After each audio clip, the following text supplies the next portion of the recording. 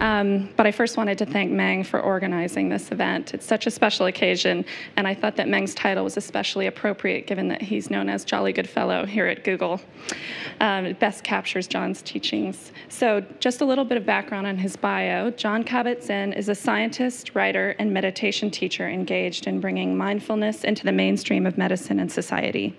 He's professor of medicine emeritus at University of Massachusetts Medical School, where he was founding executive director of the Center for Mindfulness in Medicine, Healthcare, and Society, as well as founder and former director of its world-renowned stress reduction clinic, which I don't know about you guys, but I could use a little bit of that now. Looking forward to this. He's the author of many books, including Full Catastrophe Living, Using the Wisdom of Your Body and Mind to Face Stress, Pain, and Illness, as well as Wherever You Go, There You Are, the book that introduced me to him.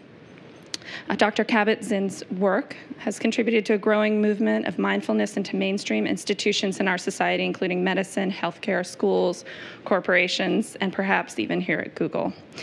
Dr. Kabat-Zinn received his PhD in molecular biology from MIT in 1971, and his research focused on mind-body interactions with healing and various clinical applications of mindfulness meditation, training for people with chronic pain and stress-related disorders. We're hoping that his teachings will help all of us to not only optimize our mental output for Google, but also optimize our quality of life wherever we are. So welcome, Jon. Thank you. Thank you. Thanks. Well, thank you for that very sweet introduction, and it's wonderful for me to be here. I've never been here before, and it does feel like an interesting planet to be on. I'm just feeling my way. But I too want to express my gratitude to Meng for inviting me, and I understand that I'm part of a much larger scheme in his mind. How many of you heard Alan Wallace talk when he was here some time ago? Not that many. So we're covering a very broad spectrum because I'm sure a lot of people showed up for his talk. And then Paul Ekman is going to come in May, I'm told. And Paul Ekman is also involved in this kind of work in another way, some of which I'll explain to you when I get to the slides. What's that? And Mathieu Ricard, whose face you'll see in some of the photographs I'll be showing, is coming next week. And I highly recommend you to see him. We have sort of a parallel background in that I was a student of Salvador Luria's at MIT, who won the Nobel Prize early on in the history of molecular biology. And he was a graduate student at the same time at the Pasteur Institute in Paris, France, with François Jacob, who was a close friend of Luria's. And then he happened to go off to Nepal and was so struck by what he felt from the Tibetan meditation teachers that he met there that he gave up molecular biology and has been a monk for 40 years. But now, as you'll see, he's been engaged in a larger enterprise to sort of do science on meditative experience and like look at the neuroscience of what happens in the brain when people have been meditating for very long periods of time and with tremendous motivation and intensity. So it sounds like there's something of a kind of sequence of speakers coming to Google that are in some way all pointing to some hidden dimension of reality that's like in some way hidden to us, in other ways completely self-evident. But when it isn't self-evident, it is really opaque. And I like to think of it as an orthogonal dimension, that is rotated 90 degrees in relationship to conventional reality, but one that allows, in quantum mechanics, for instance, as I understand it, an orthogonal relationship allows actually two different entities to occupy the same space at the same time. And in the mind, that is a very, very useful feature to actually bring online as opposed to kind of leave just as potential. So I'm going to be talking from a number of different angles. I entitled the talk, after talking with Meng about it, Mindfulness, Stress Reduction, and Healing, because that's what a huge amount of our work in the past 28 years at the UMass Medical Center has been about.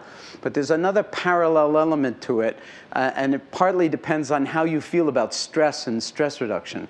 But when we use the word stress reduction, we're not talking about some kind of dime store relaxation attempts to sort of calm people down and just make them feel a little bit better so that they can work a little bit harder. We're talking about actually a transformation in the way in which we relate to our lives, to our bodies, to our calling, to our loves, to our ambition, and so forth, so that we can live lives of balance and fundamental, profound satisfaction. And I believe that's true for human beings, that is possible. And I think that a lot of the time, the society entrains us, if we don't do it ourselves, into severe imbalances that can sometimes be unbelievably addictive, intoxicating, and wonderful on one level, and on the other hand, maybe like actually draining your life's blood on another level or killing you. And so in a certain way, metaphorically speaking, I would say that in this society, we seem to more and more be dying for some authentic door into ourselves in a way that's bigger than just what usually defines us. And that's not to deny the beauty of what we often do, how creative we can be, how important it is to, I mean, at a place like this where you're basically redefining the world and the universe and in ways that potentially are tremendously healing for the planet. But to have this be, in some sense or other, held in a kind of awareness that ordinarily we're just not taught in school, and that requires a certain kind of intimacy and cultivation in order to be able to have it more at our disposal. So, if we're going to start with stress and stress reduction, I mean, periodically, Time magazine and Newsweek and so forth put stress right up there on front because I don't know. I mean, I started the stress reduction clinic in 1979. And when I think back to 1979, I say to myself, 1979, what stress? I mean, because of you folks and people like you, I can get more work done in a day than I used to be able to get done in a month. And it's far better work. But it still has a cost. Do you know what I'm saying? I mean, because then the expectation is not just from other people, but from myself, that I will just like be. So the digital revolution already has sort of catapulted us into a condition where increasingly there's no end to the work day, there's no end to the work week, and so there's a way in which work can encroach all of life. And if you love work more than anything else in the world, hey, no problem with that. And there have always been people like that on the planet, scientists, you know, musicians, I mean, where it's all that. But there's also potential costs to pay in terms of burnout, in terms of like addiction, in terms of overdosing, so that you're not actually tapping into the creativity that maybe you once were. And it requires more and more effort to get the certain kind of return as opposed to less effort and more dance. And so there are actually, but for 20 or 25 years, there have been like a lot of research being done epidemiologically. What are the effects of various kinds of risk factors on human health, mentally and physically? Everybody knows smoking is a big thing in this society to actually demonstrate that cigarette smoking is not good for your health. And you know, in 1964, the Surgeon General's report actually came out and said that. So there's that, and there's high blood pressure, and there's high cholesterol, and all sorts of risk factors for coronary disease, for cancer, and so forth. But stress was always considered like not measuring up to a bona fide risk factor. But a couple of years ago at UCSF, in the laboratory of Liz Blackburn, Alyssa Epple, who actually happens to be a mindfulness teacher, but is a young assistant professor at UCSF, did a study looking at the rate at which the repeat subunits at the ends of all of our chromosomes, which are called telomeres, and which are required for every cell division in every cell in our body that divides, that it turns out that stress, long-term chronic stress, can accelerate the rate of telomere degradation enormously. And so if you've ever had the if you ever heard the words coming out of your mouth after a particularly horrific experience, God, that one just took years off my life. It turns out it's true. It's taking, because the telomeres once they degrade, the cells can't divide anymore. So if stress increases the rate of telomere degradation, I mean, you can't get more somatic and molecular than that in terms of evidence that stress has potentially, if it's not mitigated, the consequence of basically increasing aging. And I'm not going to go into this study in any great detail. It was published in the PNAS and Proceedings in the National Academy of Sciences in 2004. But just to say that they did this study on parents of children with chronic medical problems that are basically not going to get better.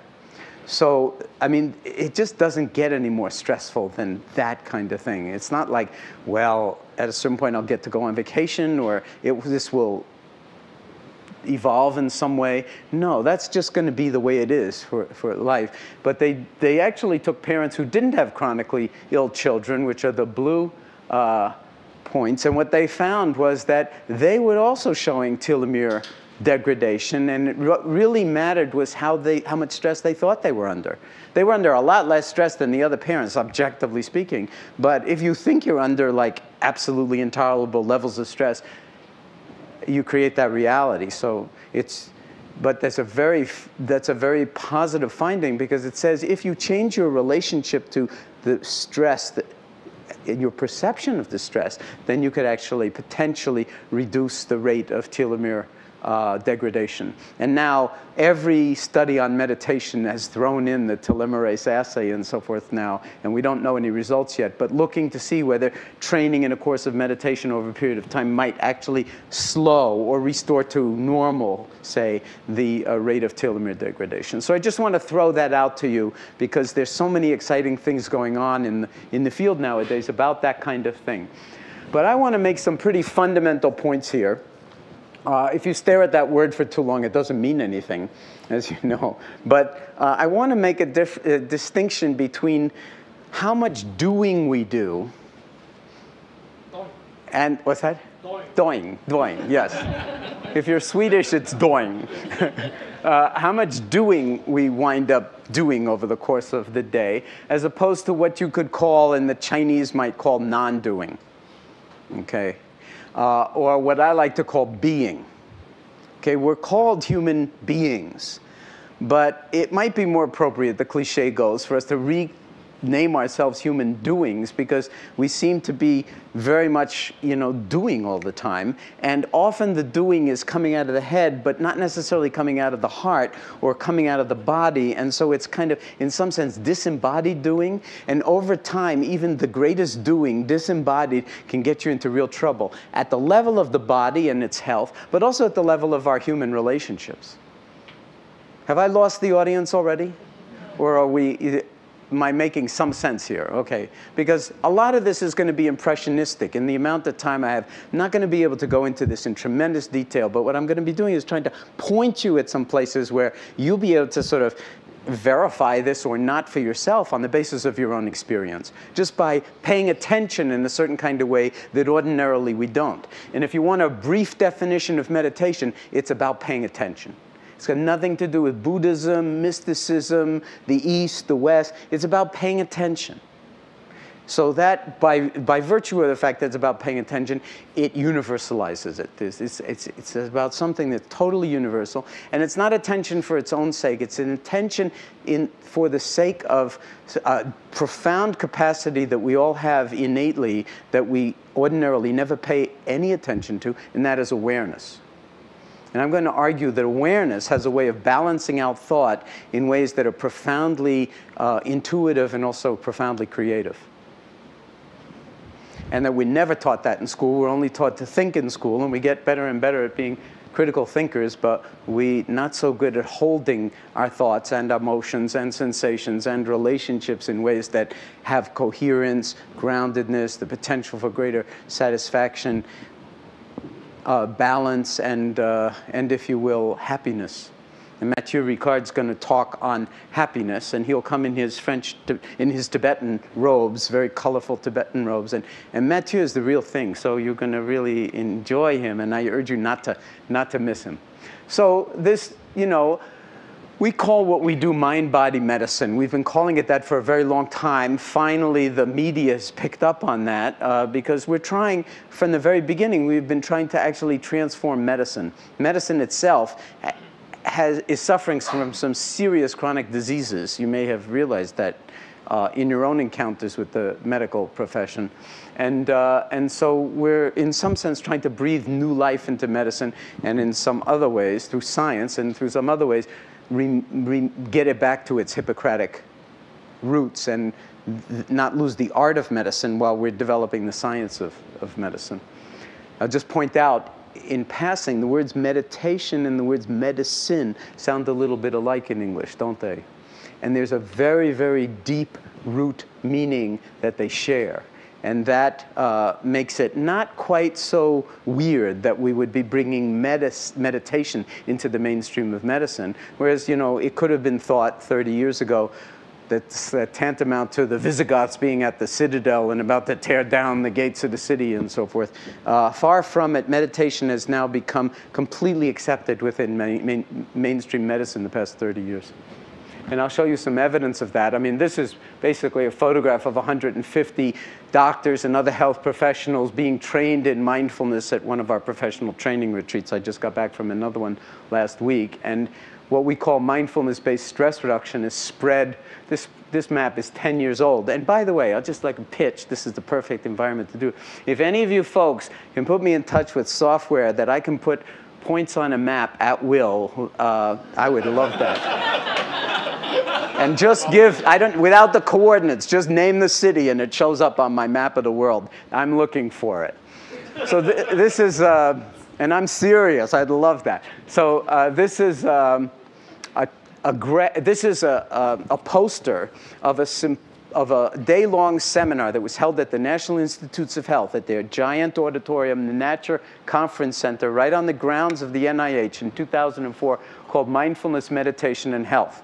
And what I want to say is, from the perspective of 1979, when I started the stress reduction clinic, the idea that the National Institutes of Health would hold a day-long symposium entitled Mindfulness, Meditation, and Health, it's more improbable, more infinitesimally improbable than that the universe the Big Bang would stop expanding and the universe would begin to collapse. I mean, this is like a huge sea change at the NIH, and they are now funding studies of meditation in the range of between $10 and $100 million at the moment.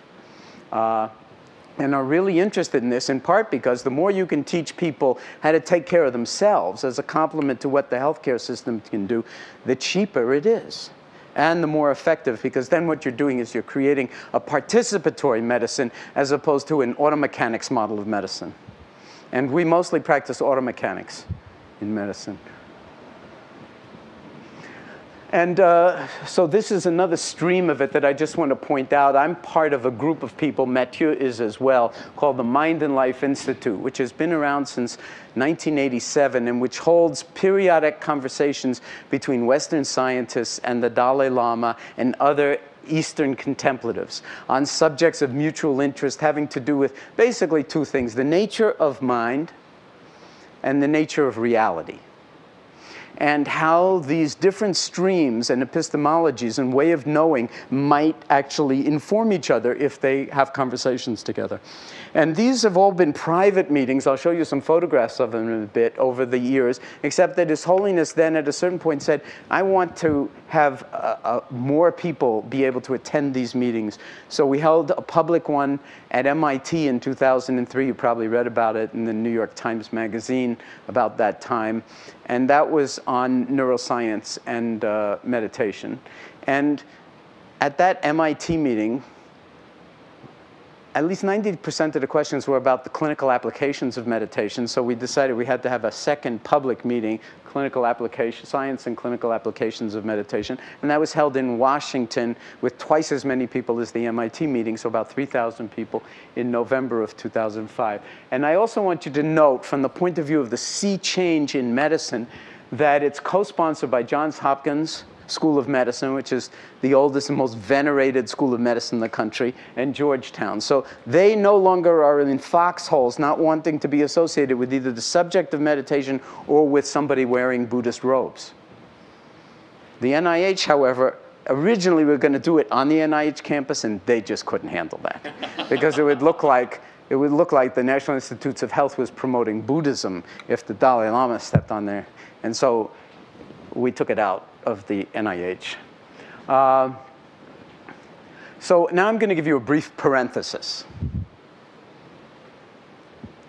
and speak about the Mind and Life Institute, just so you have a sense of this in a kind of parallel universe of what's going on here, especially since Mathieu is coming in. This is Mathieu Ricard, and this is the 17th Karmapa, who is, I think in that picture, 17 or 18 years old. And you know, in Tibetan Buddhism, everybody is the incarnation of everybody else. They've been family for a long time.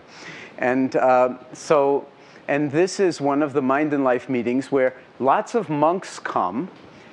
And here's His Holiness, and His Holiness's translator, Thupten Jinpa, and then Alan Wallace, who was speaking here a month or two ago, and then the Karmapa. And His Holiness, one of the reasons that Karmapa is part of it is that being 17 or 18 years old, His Holiness is hoping that he would get interested in science, because the Dalai Lama is very interested in science. I mean, he's just really into science and engineering, and you can read about his history in that regard, but he's just a natural scientific curiosity. And if you spend days in a room with him talking about science, he's always interrupting the presentations and saying, but have you thought about doing this? And they say, well, Your Holiness, that's the next study that we decided to do. So he's right up there. Even though he's only had like a high school education formally in terms of science, he's like really well-read and also extremely well-tutored by some Nobel laureates and so forth. So he's got this love for science that, and this is, let's see, a bunch of scientists. This is Stephen Chu, who is a Nobel laureate in physics, who's now doing molecular biology. Eric Lander from MIT, from the Broad Center, who may very well win the Nobel Prize for some element of, what's that? Just last week. Who was? Steve. Oh, Steve Chu was here last week? Well, what do you know? So it's a very tightly woven, inter-embedded family that no doubt Google, I mean, where is Google not? But this is the sort of framework about it that, in these private conversations, and we dialogue. It's real dialogue and inquiry, and very beautiful. And every one of these has a book come out. So you can find them on Google and read them if you have time. And this is a picture of the meeting in Washington where I'm presenting to His Holiness about mindfulness-based stress reduction. And here's Mathieu. Achan Amaro from the Theravadan Buddhist tradition, and Richard Davidson, who's the head of the Keck Laboratory for Neuroimaging at the University of Wisconsin and a collaborator of mine.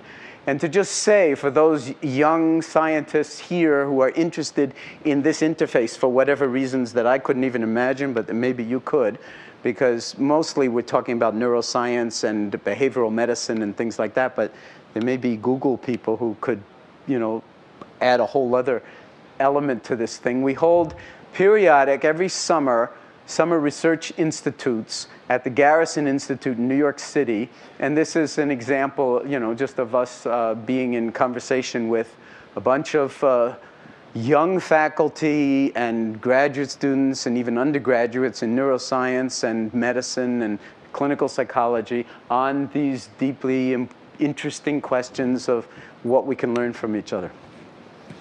So that's the end of the parenthesis.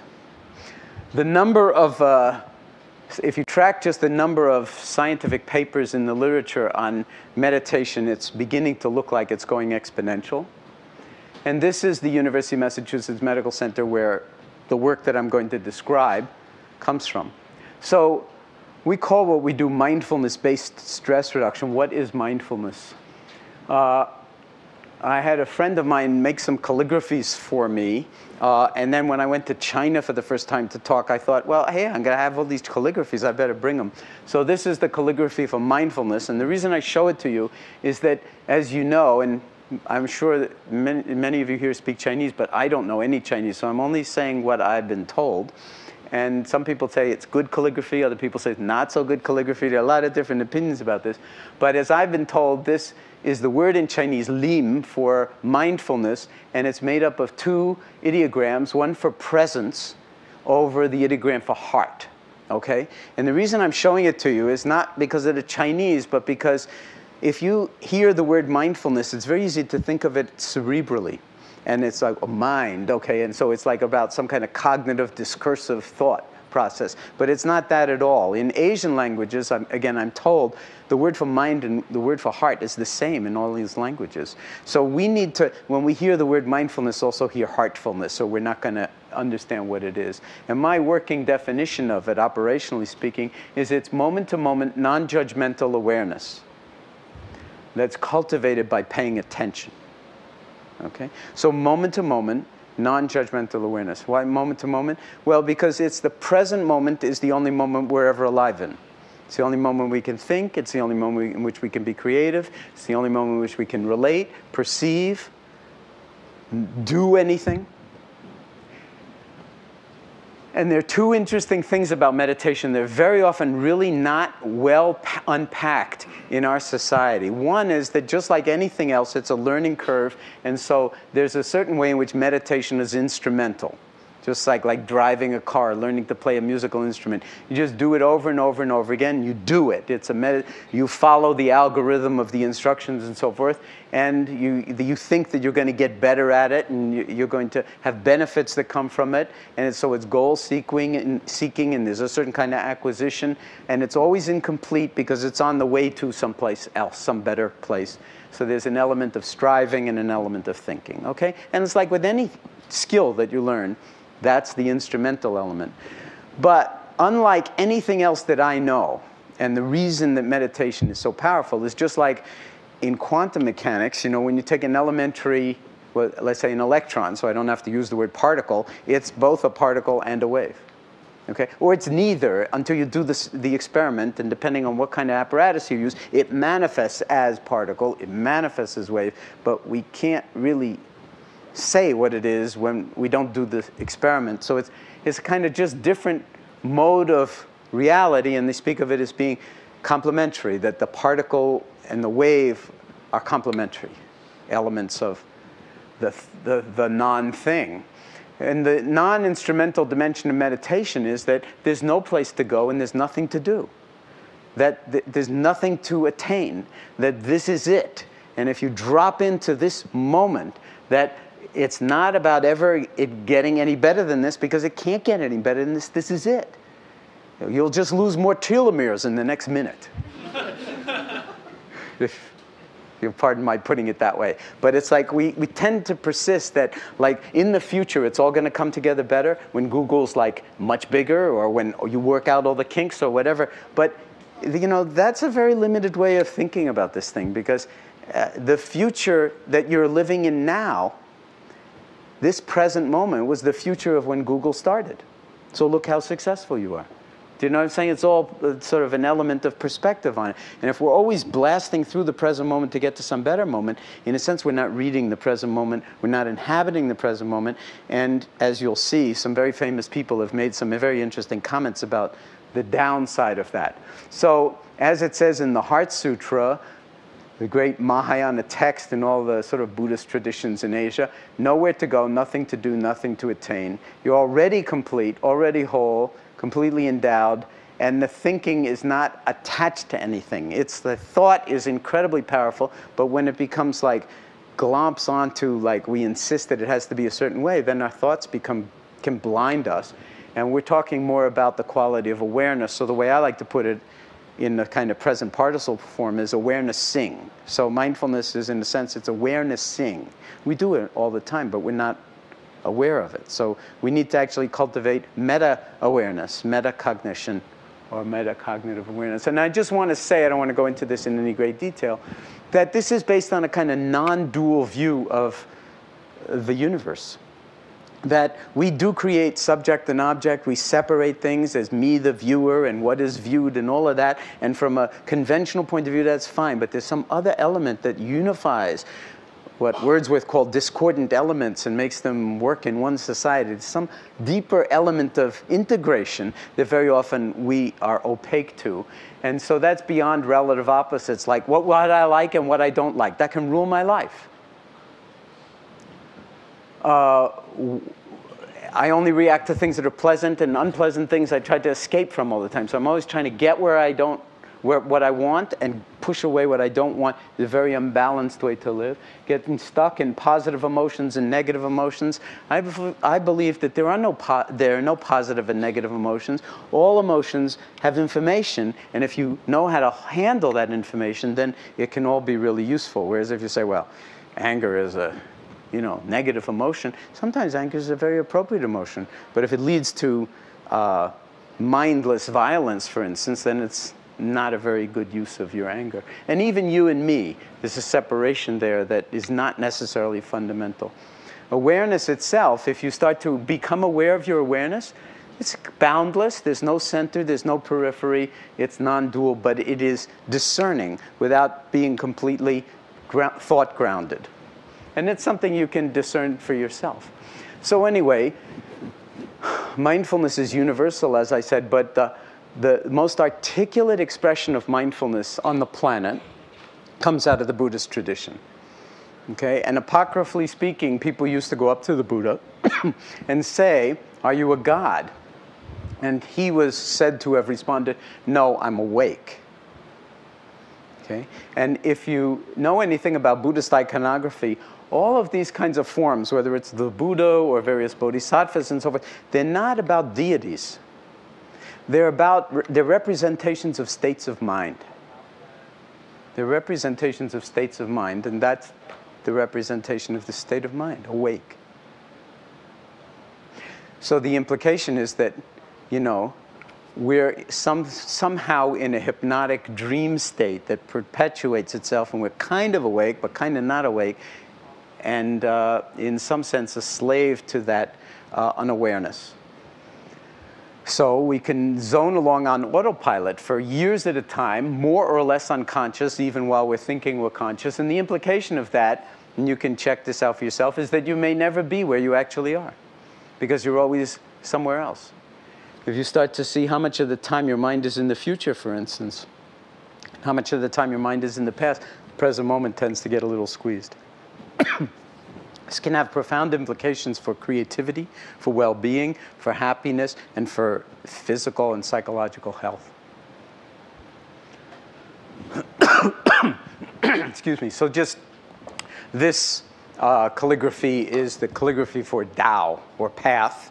So we're suggesting in those traditions that there is a kind of lawfulness of the universe, often mysterious, but a way to be in line with that. That's what Qigong and Tai Chi and all those martial arts are about. When you align yourself with certain lawfulness of things, then a certain kind of harmony results from it. And when you don't, then something else. So the notion of a way with a capital W. So part of meditation practice is finding your way with a capital W. It's not like there's one right way. You have to find your own way. You can't just have some arbitrary authority tell you what you need to be doing to be more awake. It's like your job with a capital J, or your way with a capital W. And if you don't know what your way is, great. I mean, we always want our own way, don't we? I love it that when you can see it happening in supermarkets a lot, when the kid has a meltdown and wants like 3 different things at the checkout line, and the parent says, "You can't always have your own way," and the child says, "Why not, Mommy, why not?" And you wind up saying, "You'll understand when you grow up." But isn't it true that when we've grown up, and don't we all want our own way? But if somebody with a shaved head and robes comes in with a far-out-looking, gnarled and carved stick and asks you, "What is your true way?" you might not be able to even open your mouth. And this is the calligraphy for literally turning, but it means breakthrough. So what is a breakthrough? It's that orthogonal turning towards something, especially when you feel aversion for it. Instead of recoiling from it, turn towards it. The whole martial art of Aikido, blending, moving in, turning towards. And if you know Rumi's poetry, The Guest House, for instance, It's all about putting out the welcome mat for all the stuff that arrives at our door, whether we like it or not.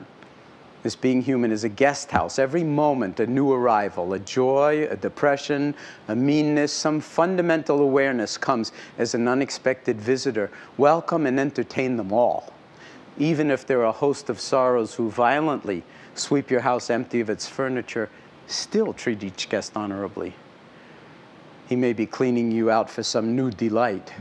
The dark thought, the shame, the malice, greet them at the door laughing.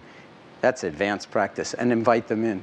Be grateful for whoever comes, because each has been sent as a guide from beyond. That poem is 900 years old.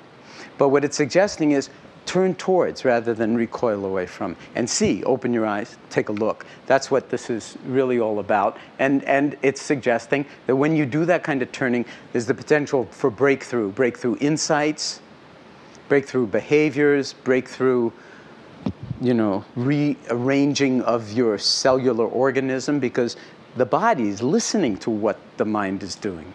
And when the mind learns how to self-regulate in particular ways through self-observation, interesting things happen. So Thoreau said famously, if you go back and read Walden, you'll see it's all a rhapsody about the present moment. I went to the woods because I wished to live deliberately, to front only the essential facts of life and see if I could not learn what it had to teach, and not when I came to die, discover that I hadn't lived.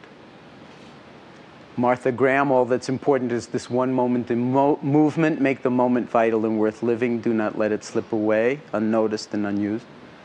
And William James, I'm not even going to go into that in the interest of time, but he's basically saying that a method to voluntarily bring the mind back when it wanders off would be the foundation of the best possible education. But he says it's easier to conceive of that than to find one that would really work. But he didn't know anything. It's evidence that he didn't know anything about Buddhism, because that's exactly what it is the mind goes off, you bring it back. The mind goes off, you bring it back. The mind goes off, you bring it back. The mind goes off, you don't want to bring it back, you bring it back anyway against the resistance. And something starts to grow against the very resistance that's a lot more interesting than a bicep. And it's mindfulness. So MBSR is a complement to medical treatment, not a substitute for it. In the hospitals, it's fully integrated into medical clinics and subspecialties. It does involve a certain degree of discipline and work, although I like to think of it more as play than work.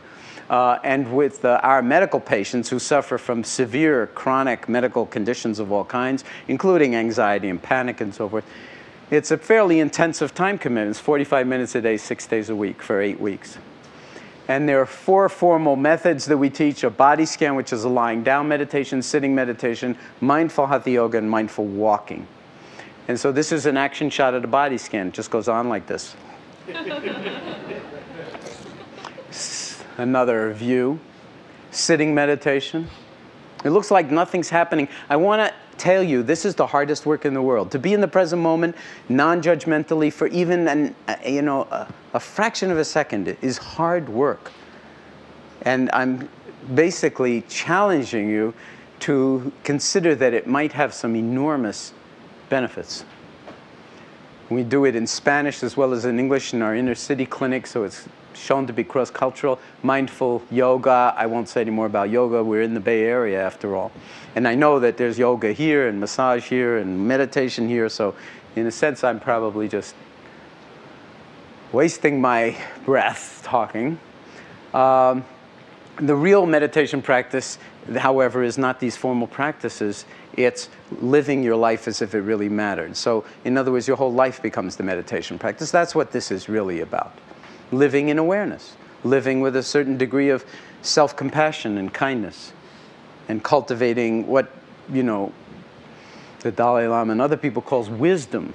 And the body has its own natural wisdom. The mind also has its own natural wisdom. And sometimes we get out of touch with it. So I'll just give you one example. Like the next time you're in the shower, just as homework from this talk, check and see if you're in the shower. You may be already at Google. Of course, maybe you're always at Google and you shower at Google. But you'll be amazed how much, like when you're in the shower, you're already at work. You might have your whole first meeting of the day in the shower with you. You might be in the middle of an argument, but you're not feeling the water on your skin. So you can begin to just gently, and remember it's non-judgmental, so you don't beat yourself up for non-performance on the meditative side, but you just like let the water be in touch with your skin and know it. That's like that sensorium of feeling. You can know it. And that becomes meditation practice. So this was a slide that I was showing His Holiness in that talk. I was trying to get through about MBSR, so I said, well, if you consider life to be a bicycle, then MBSR is kind of like, or any training in mindfulness would be like training wheels, you know? You just kind of get the feel of it, but then you throw the training wheels away. It's all about, you know, the somatic experiencing of it. And you can't, I don't think even at Google you can develop an algorithm for riding a bike. You read the algorithm and you just ride, never fall. The body has to learn from doing, from the engagement of it. And so, you know, and then once you do know how to ride, you don't need the training wheels. And there are a lot of different things, ways that people approach bike riding, okay? How many of you ride bikes to work? I saw a lot of bikes out there. So there's biking and biking. And there's meditating and meditating too, okay? But it's not about, like, Einstein never needed to be like Lance Armstrong, okay? It wasn't his thing. 7-time winner of the Tour de France. The amount of mental energy that it takes to accomplish something like this, virtually unthinkable. That's why the issue of drugs will come up. But the fact of the matter is that you don't have to be like anybody else. You use your bicycle your way. So I'm going to just, in the last few minutes of this before we have questions, I want to just run by you some clinical studies, okay, so that you have a sense of the kind of work that's being done in this area.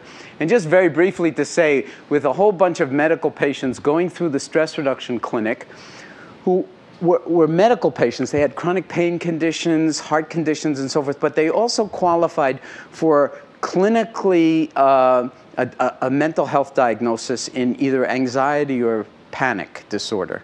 Okay, so they had that, a psychiatric diagnosis on top of the medical diagnosis. And you can see that like if this is an anxiety scale, you have a step function down over the 8 weeks of the stress reduction clinic. People come to the hospital once a week, 2.5-hour class. In the 6th week, there's also a day-long silent meditation retreat.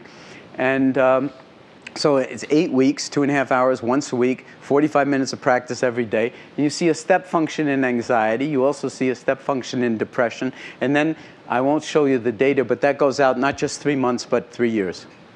So something people do in 8 weeks can have an effect on their lives 3 years down the road. Now I'm going to just very briefly talk about 2 randomized clinical trials. One, the effect of mindfulness-based stress reduction on emotional processing in the brain and immune function in response to a flu vaccine. And then if there's time, very briefly, the effect of the mind on the healing process that you can actually see in photograph. Because healing is a sort of double-edged word in medicine. You have to be very careful how you use it or people start to roll their eyeballs and think you're weird. But wound healing, nobody thinks that about.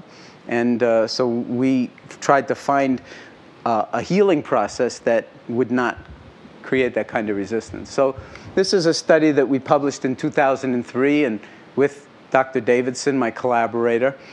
Can mindfulness training in the form of MBSR be used to modify the central circuitry of emotion?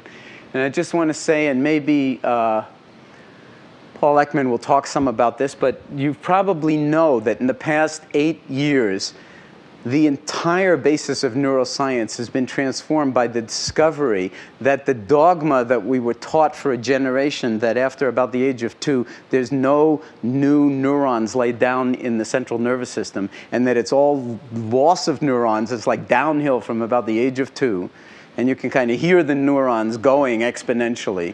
That turns out not to be true. It turns out that we're making, not just synthesizing new neurons, which is called neurogenesis, but laying them down in particular regions of the brain, and they're functional up to the day we die. And it's driven more than anything else by experience, and more than any kind of experience, repetitive experience. Okay? When you do the same thing over and over and over again, like ride bikes up mountains, or meditate, for instance, or play the violin starting at a very early age, where what you do with the right hand, what you do with the left hand are very different. It turns out you can morph what's going on in your motor cortex and somatosensory cortex by just fingering a lot.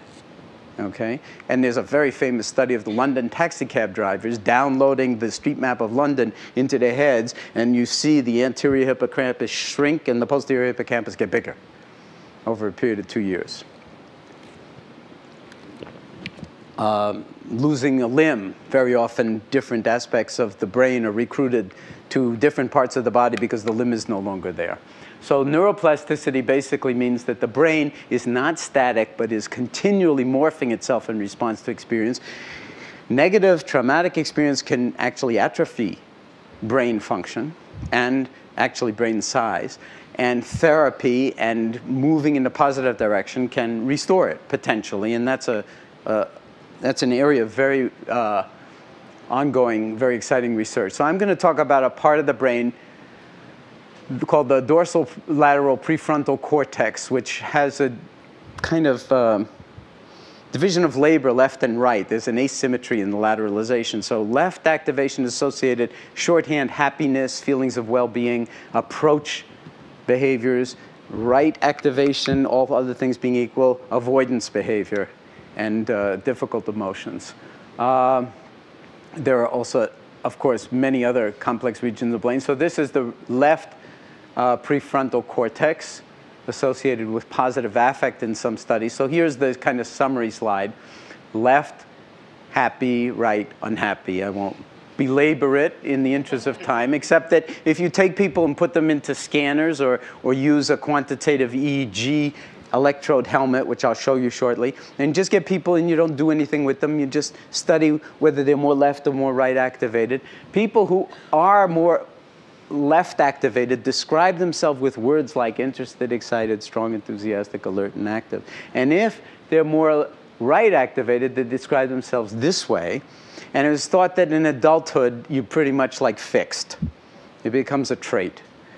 And a study that I will show you now suggests that what was called a set point is actually malleable, that with training and meditation in 8 weeks in a work setting, it will change. And we did this in a biotech company in Madison, Wisconsin. So this is Mathieu, who is coming next week, who has been a subject in many of these studies, along with a lot of other monks.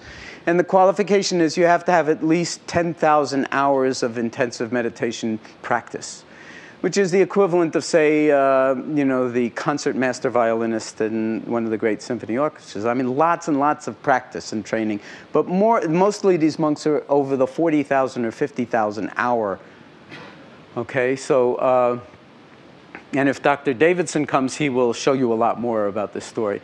And this is just to give you a little background in it. This is 150 undergraduate psychology majors and their profile in terms of left and right. So you see there's some outliers on the left, there's some outliers on the right, but it's basically a Poisson distribution. Nice bell curve. This is Mathieu when he's meditating, cultivating what they call non-referential compassion. Non-referential compassion. No subject, no object. And in case this distance looks fairly close, this is 8 standard deviations from the mean. 8 standard deviations. Neuroscience had never seen anything like this. And we're seeing this time and time again. It's reproducible, not just in one person, but in many people, that the brain is capable of like the same kind of thing Lance Armstrong is capable of when you push the envelope in that kind of a way. Okay? In the non-doing kind of way, in the non-striving kind of way, in the non-instrumental kind of way. And then this is more evidence from a study in PNAS with Richie and Mathieu, who's an author on the paper, and Antoine Lutz, just showing undergraduates, Buddhist monks. I won't say any more except to say that like it's a global recruitment of the cerebral cortex in the monk meditators and the college students with 2 weeks of instruction, trying hard, but that recruitment is something that takes time to achieve.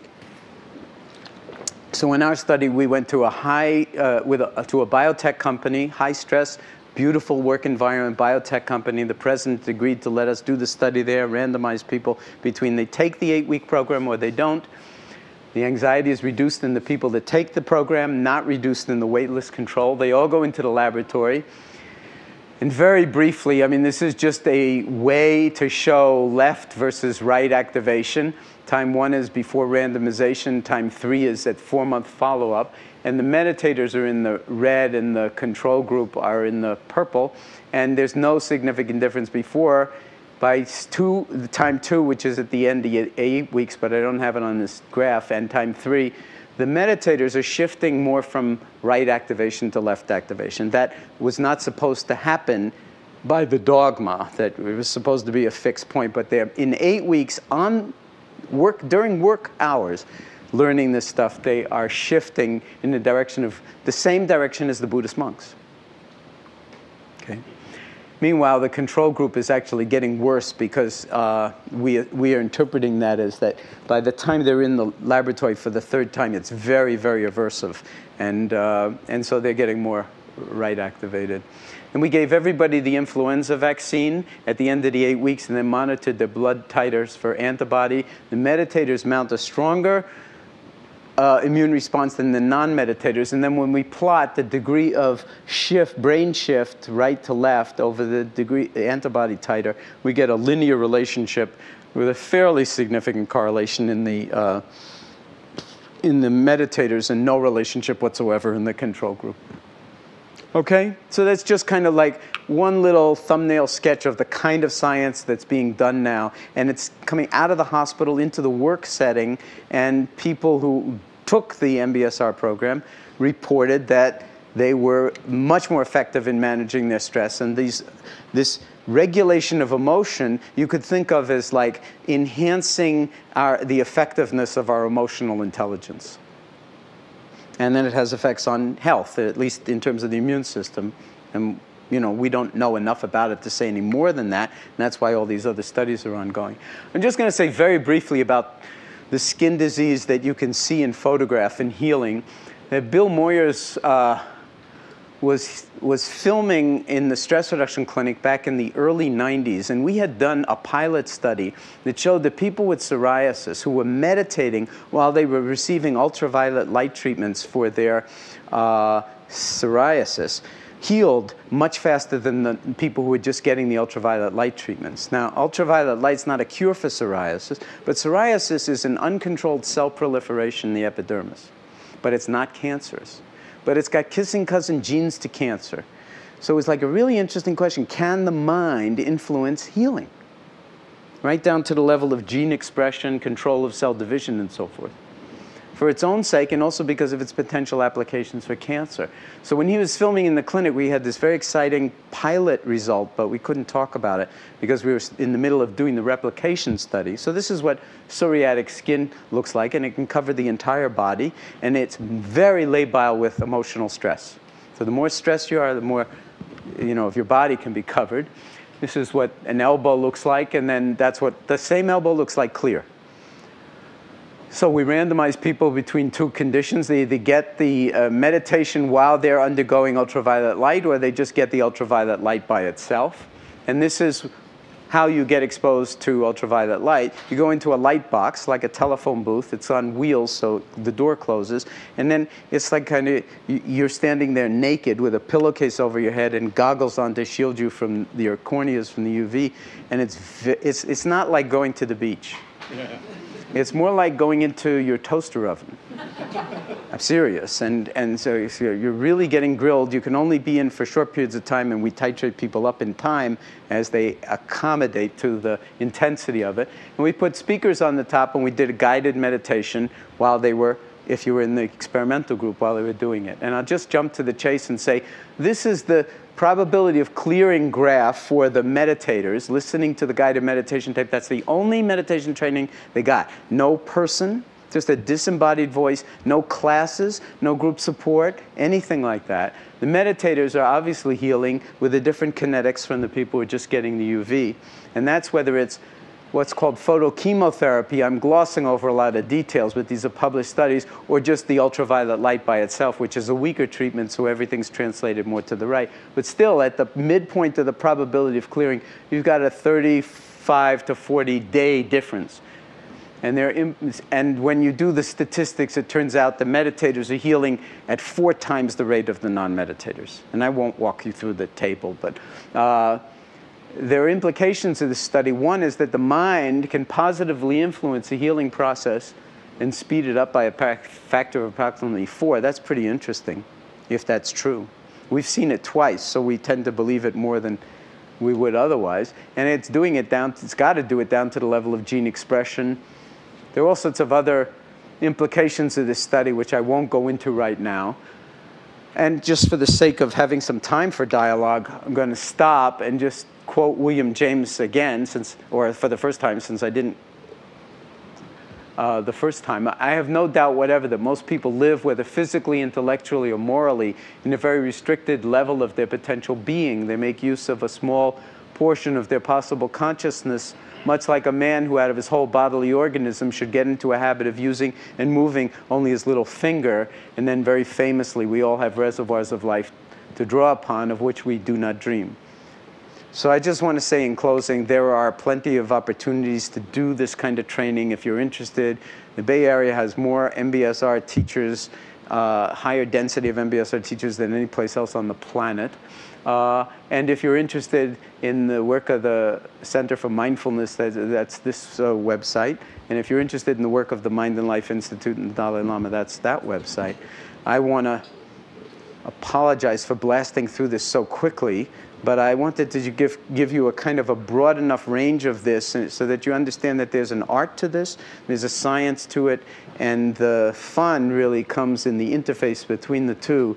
And then there are very, very real 28 years worth of data on clinical applications of this kind of thing, now more and more grounded in molecular changes at the level of cells and also neuroscience and the level of the brain. So it's a very exciting time in both medicine and science to start unpacking these kinds of things. But even beyond the science of it, there's the kind of excitement of maybe making accessible to us a dimension of living that's been, if you don't mind my using this in a pun-like way, right under our noses from the very beginning, and that that we easily miss because we blast so much through our moments, and we're so into thinking, but not so much into being aware of what we're thinking. So I want to thank you for your attention, and now open it up to any kinds of questions, comments, observations, if you care to.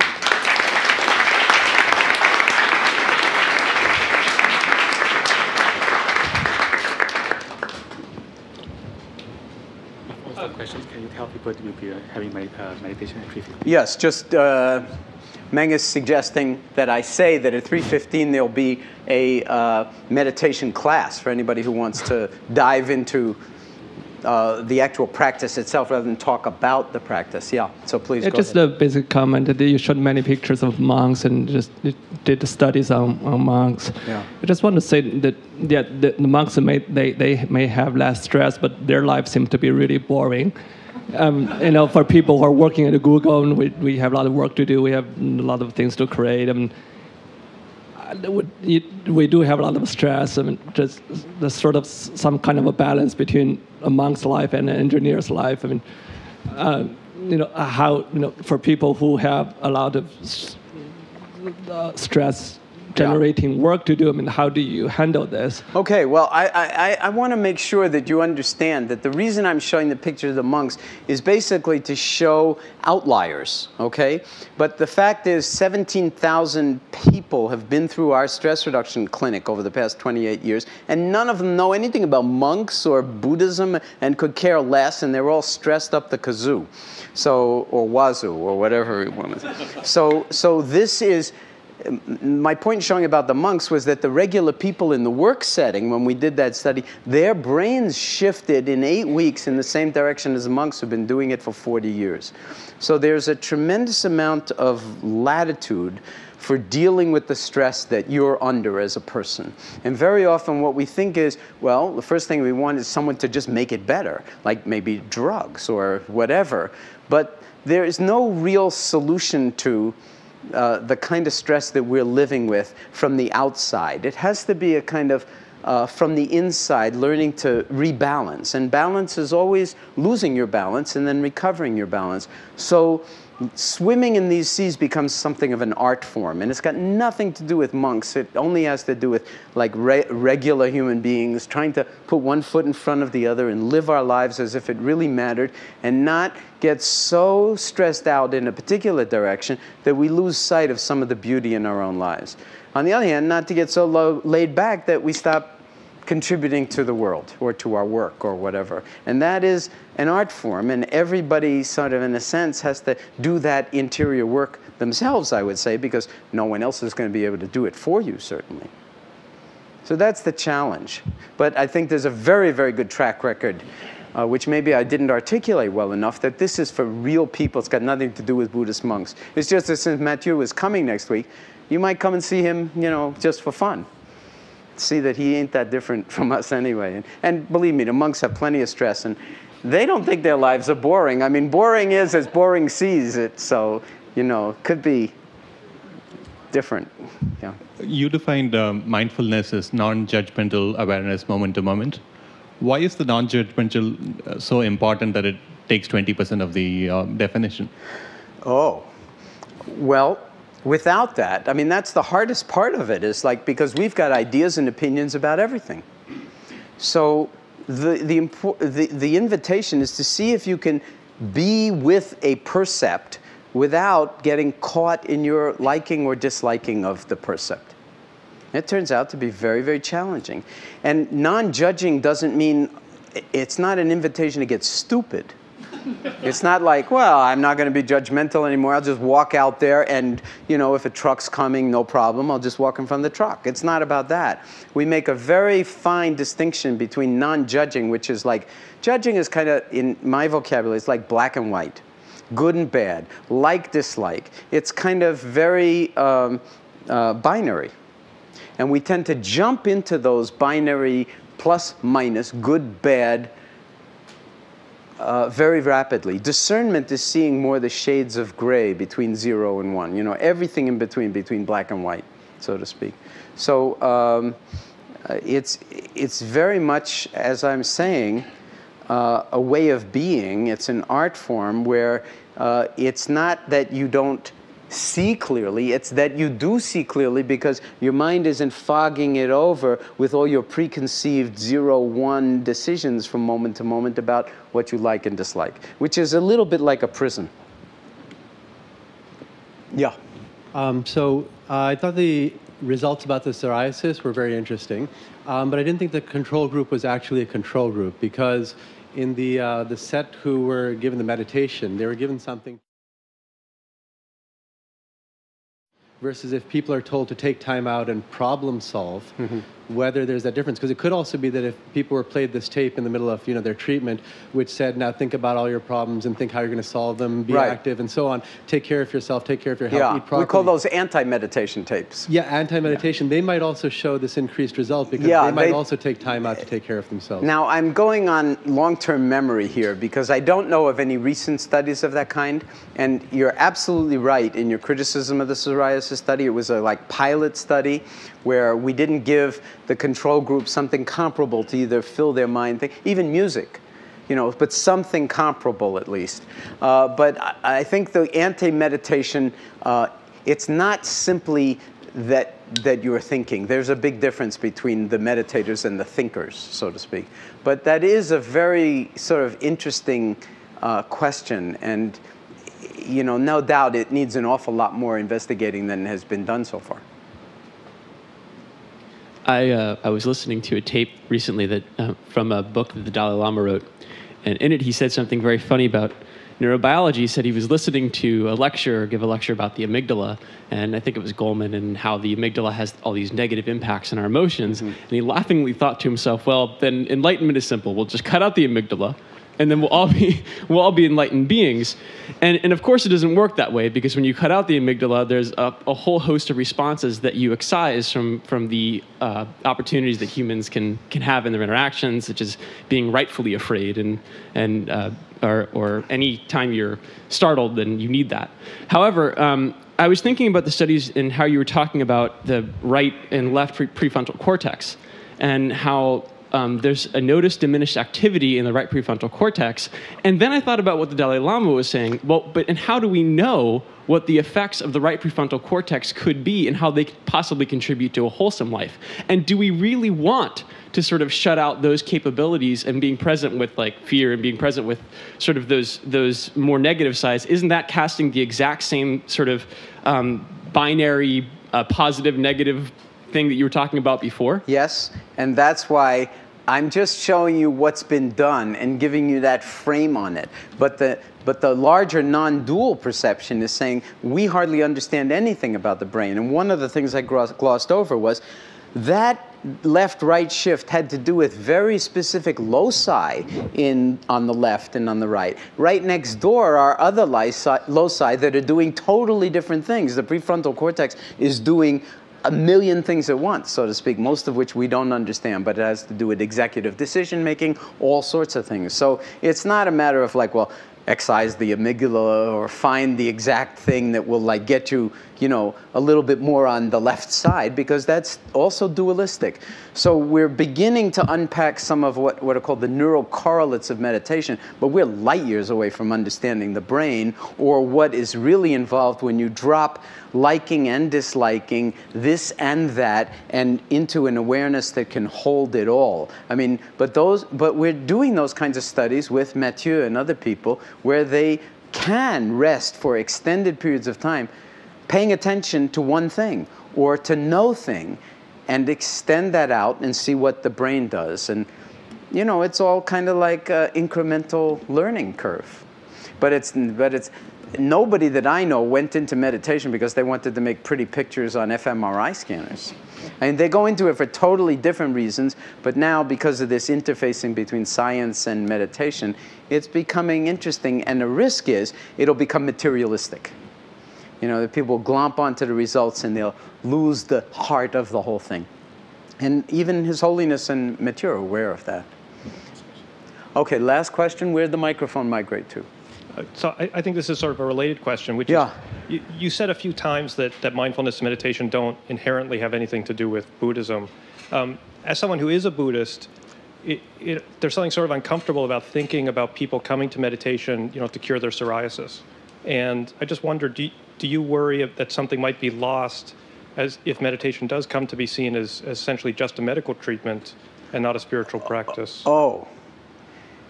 Yeah, but I don't see it that way at all. I don't think that first of all, the people that, who are with the psoriasis, they're just agreeing to be part of a study on meditation. They're not coming to meditation the way somebody would come to meditation. And even in the stress reduction clinic, why do people come to the stress reduction clinic? Really one reason and one reason only: suffering. Okay? So, you know, this question got posed to the Dalai Lama around whether this kind of thing is kind of like the death knell of Buddhism, because we're taking what you might call the heart of Buddhist meditation. People do call it the heart.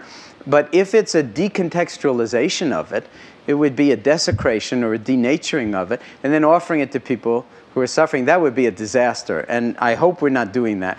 What we're doing, in my view, is it's a recontextualization. And I asked him during that presentation, when it came time to ask him questions, I said to him, do you see any difference between Buddha Dharma and the universal Dharma?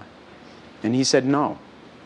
And so as long as this mindfulness is grounded in ethics and morality and all of the kinds of things, and it is, all of the kinds of things that would go into a kind of a full spectrum meditation practice, it doesn't need to be Buddhist in order to reduce suffering.